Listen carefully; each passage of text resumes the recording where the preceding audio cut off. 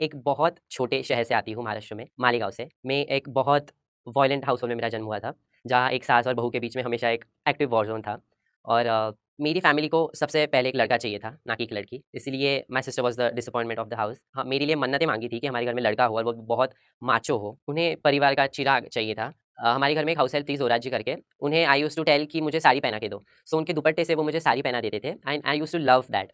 लेकिन when I was growing up so वो सबके लिए ऑकवर्ड होने लगा कि घर का बेटा साड़ी पहन रहा है सबके सामने। बहुत डिस्टर्बिंग माहौल था घर में और मेरी दादी ने मेरी मॉम को लात मार के घर से बाहर निकाला and my mom left taking us to with her and my father didn't stood up for my mom. It was 26th May.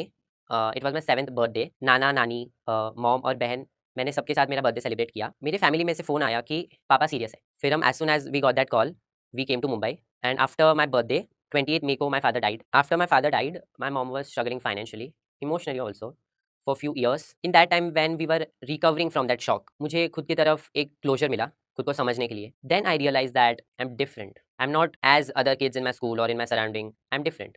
And it was very painful for me to understand that I'm different in point of life where my mother needed me. Even though she was struggling financially separately, I was even struggling mentally to just understand myself. I was realizing that I was different because I never related to any other boy in my surrounding. मुझे girls के साथ उठना बैठना, girls के साथ घूमना और जैसे जैसे मैं बड़ी हो रही थी आई वॉज रियलाइजिंग दैट बच्चे मेरे से दूरियां बना रहे थे क्योंकि उनको शेम लग रहा था मेरे साथ घूमना। क्योंकि as I was walking, I was feminine. As I was talking, I was feminine. I was a very feminine kid growing up, and that's why बचपन से ही मुझे हमेशा बोला गया कि लड़कों जैसा चलो, लड़कों जैसा बात करो। मैं इतना घबराती थी सिर्फ स्पोर्ट पीरियड में जाने के लिए क्योंकि मैं जब चलती थी या भागती थी आई वॉज वेरी फेमिनिन। सो मुझे ऐसा लगता था कि बच्चे मुझे चिढ़ाएंगे, सर मुझे बोलेंगे कि ठीक से चलो, ठीक से बात करो, ऐसे क्या चलते हो तुम, ऐसे क्यों चलते हो तुम। So I remember my sport teacher and my cousin were friends. So one day वो मेरे घर पे आए। मेरी मॉम से कहा उन्होंने कि आपका बच्चा बहुत फेमिनिन है and that was very scary for me कि जैसे घर पे आके टीचर बोल रहे हैं मम्मी को कि आपका बच्चा बहुत फेमिनिन है। I always felt that maybe I am wrong there कि बच्चे मुझे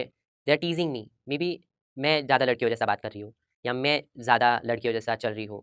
may be I am wrong there. We were even struggling financially, emotionally, mentally, everything. Then my mom realized that her brother-in-law and nephew are trying to take over control on our properties. So we immediately shifted to our hometown.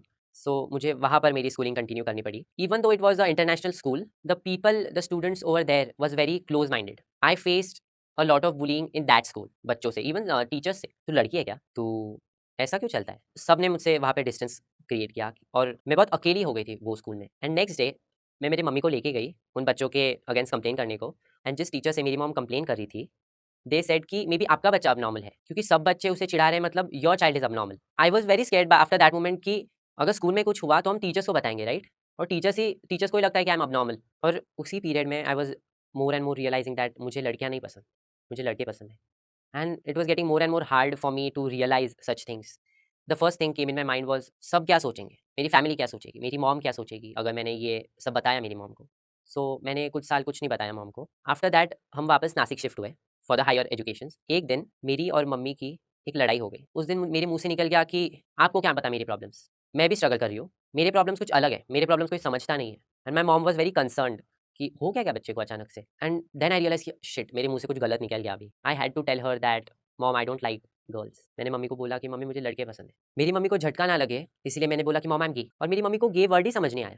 तो मैंने पूरा LGBTQIA+ पूरा explain किया मम्मी को। So my mom said कि you are my child and your sexuality doesn't matters to me. And one day मेरे reel section में एला की रील आई and I could relate to her, और मुझे ये रियलाइज हुआ कि maybe this is the side I am suppressing all these years. Even after my mom was kicked out, she was very strong.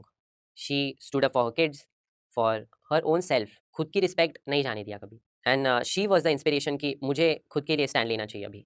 I can't live in this body any more now. I have to tell my mother that I need to transition. And that day मैंने मम्मी को बुलाया room में कि मम्मा एक minute बैठो यहाँ पे। And I told her that okay मैंने बोला था कि I am gay but I know for sure that I am trans. And she said what. So I told her all the situation कि ऐसा ऐसा हो रहा है, मुझे मैं खुद के बॉडी के साथ आइडेंटिफाई नहीं कर रही अभी एंड मुझे ट्रांजिशन करना है। And her reaction was she was concerned मुझे कुछ ज़्यादा स्ट्रगल से जाना ना पड़े, सब क्या बोलेंगे। Coming out to my mom and sister was very easy actually, लेकिन और चैलेंजेस आने वाले थे। When I came out as trans I first posted a photo on my Instagram कि I am proud of who I am trans. And my family's reaction was ये क्या हो रहा है, what is this? This is wrong, ये हमारे culture में हो ही नहीं सकता। जो ट्रांस लोग होते हैं, वो बचपन से ट्रांस होते हैं। This is the biggest misconception actually. मेरे अपने भाइयों ने बोला कि ये लोग तो सिर्फ़ रास्ते पे होते हैं, ये तो सिर्फ़ प्रोस्टिट्यूशन करते हैं, कि ये एक रैकेट चलाते हैं। Sorry I again and I was very shocked कि मुझे आप इतने दिनों से जानते हो, हम इतने सालों से साथ हैं और आप ऐसे बोल ही कैसे सकते हो? And he was telling all this to my mom. जब इधर आ रहे हो हमारे घर, लड़कियों जैसा बिल्कुल मत आना, नहीं तो आना ही मत। हमारे गाँव के लोगों को लग रहा था कि मैं हिजरा कम्युनिटी में या किन्नर कम्युनिटी में चली गई हूँ मेरी मॉम को छोड़ के। Like I am not living with my mom anymore. But my mom said कि इट्स ओके, लोग बोलेंगे and you have to go through this. ये अभी बोल रहे हैं, लोग और बोलेंगे, बस you need to be stay strong. When we say about transphobia, I have experienced a different one. जब मैं पब्लिक में निकलती हूँ dressing well with my mom and sister, the transphobia I experience is people are okay with the trans people who are uneducated. उनको trans लोगों की मजाक उड़ाने में मजा आती है। But when they see me and talk to me and when they are answerable to me, they feel frustrated.